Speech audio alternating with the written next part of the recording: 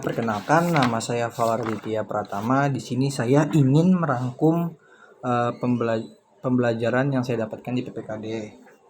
Yang dalam program untuk pemagangan ke Jepang, yaitu berkolaborasi dengan PPKD JS, BP2MI, dan JJG. Yang pertama itu tentang partikel D, yang artinya menggunakan atau dengan. Fungsinya menunjukkan cara melakukan sesuatu. Nah, contohnya itu enpitsude kakimasu, yang artinya menulis dengan pensil. Contoh keduanya, densha de ikimasu, yang artinya pergi dengan atau menggunakan kereta listrik. Jadi kalau misalkan kalian kan kalau kakimasu itu kan menulis ya. Misalkan kalian menulis dengan bolpen, tinggal ganti aja boru pende kakimasu, menulis dengan bolpen. Kalau misalkan kalian perginya dengan mobil atau menggunakan mobil atau motor, misalkan mobil deh ya, tinggal ganti aja kuruma de ikimasu, pergi dengan mobil. Sebaliknya kalau misalkan hal-hal lainnya bisa kalian ubah, tapi D ikimasnya itu tetap sama. Kalau kalian berangkat menggunakan kendaraan, kalau kalian melakukan sesuatu, misalkan kayak menulis kakimas, tinggal kalian ganti aja. Misalkan melihat, bahasa Jepangnya apa, terus melihatnya apa, tapi partikel D-nya tetap dipakai, karena itu untuk menunjukkan kalau kalian tuh melakukan kegiatan yang bergerak dengan menggunakan suatu benda, atau melakukan kegiatan sesuatu yang berhubungan dengan pergerakan, bisa menjadi menonton, menulis, ataupun berpindah tempat. Lalu selanjutnya ada partikel D. Fungsi menunjukkan lokasi atau tempat kegiatan yang menggunakan kata kerja aktif. Contoh kalimatnya, ekide shibungo karimasu, membeli koran di stasiun. Terus fungsi keduanya digunakan saat mengatakan artian kata dalam bahasa lain. Contoh kalimatnya,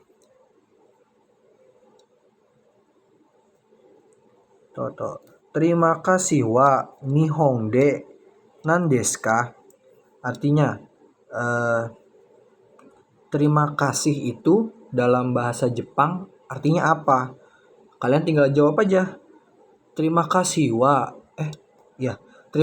wa nihon de arigato desu gitu. Atau mungkin biar lebih simpelnya jadinya arigato desu, itu kalian ngasih tahu kalau terima kasih itu dalam bahasa Jepang jadinya itu arigato, karena arigato pun artinya terima kasih.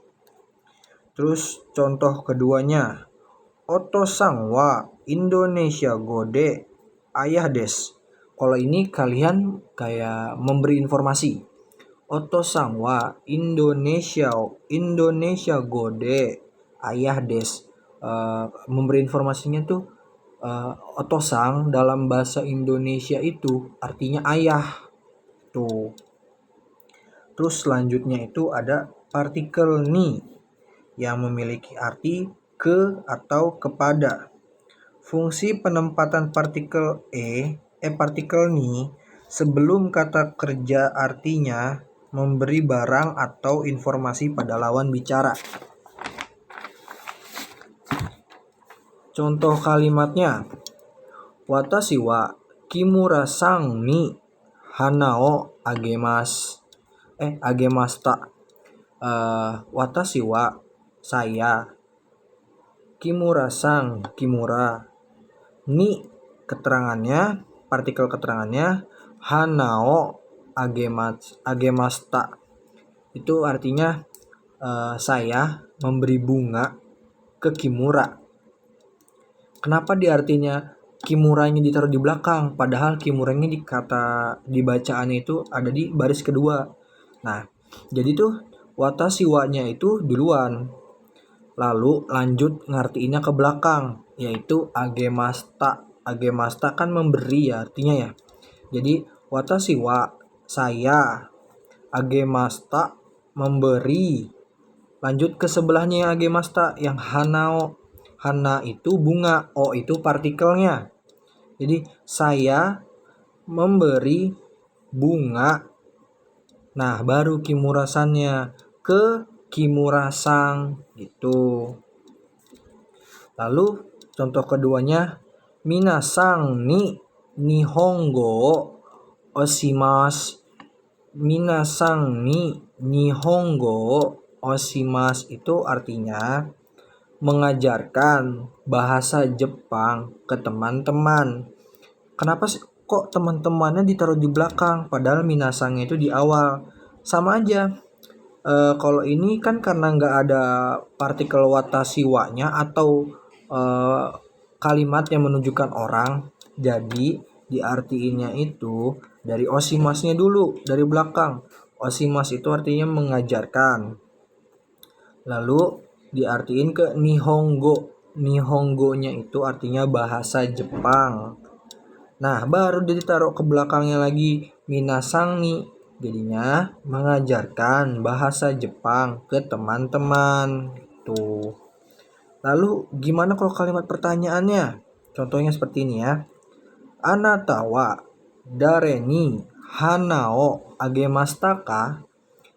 Itu artinya kamu memberi bunga ke siapa? Nah, terus selanjutnya itu partikel ni juga berfungsi sebagai partikel kerja yang memiliki artian dari. Fungsi penempatan partikel ni yang untuk artian dari adalah penempatan partikel ni sebelum kata kerja artinya menerima. Jadi sebelum kata kerja itu misalkan nama orangnya dulu ya gitu, misal Kimura-san ni hanao agemas, itu artinya dia untuk memberi gitu, apa dia kita menerima barang dari dia. Contohnya, watashi wa Yamada sang ni hanao moraimashita. Nah, kalau ada watashi wa-nya itu atau keterangan sayanya atau partikel wa-nya itu selalu ditaruh depan dalam pengertiannya. Jadi artinya watashi wa saya, moraimashita langsung ke belakang ya. Moraimashita menerima, langsung ke depannya. Hanao bunga, Yamada sang ni dari Yamada. Jadi cara artinya itu watashi wa-nya dulu, lanjut ke belakangnya moraimashita, lanjut ke objeknya atau barangnya hanao, hana itu bunga, lanjut ke orang yang nerima yang ngasihnya Yamada sang ni itu.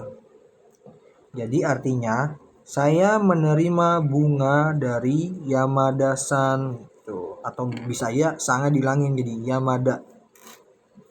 Contoh keduanya, Karina-san ni okane o karimashita. Gimana ya? Ini artinya tuh kayak kalian meminjam uang dari Karina. Jadi tuh karena ini nggak ada partikel wa-nya, jadi dari karimashita-nya dulu. Karimashita-nya itu kan meminjam. Lanjut ke objeknya, atau bisa dibilang objek, bisa dibilang kata apa sih? Kata kerja sih. Jadi tuh dari karimashita-nya dulu ke okane-nya, baru nama orangnya. Jadi artinya karimashita itu artinya meminjam. Okane artinya uang, baru nama orangnya. Jadi artian bersihnya itu meminjam uang dari Karina gitu. Lalu contoh keduanya, sensei ni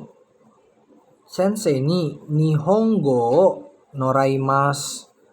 Nah, ini karena nggak ada partikel wa-nya, jadi dari noraimasnya dulu. Noraimasnya itu artinya belajar. Nihong itu bahasa Jepang. Biasanya kalau untuk bahasa pakai partikel go, jadi nihongo. Kalau sensei itu artinya guru.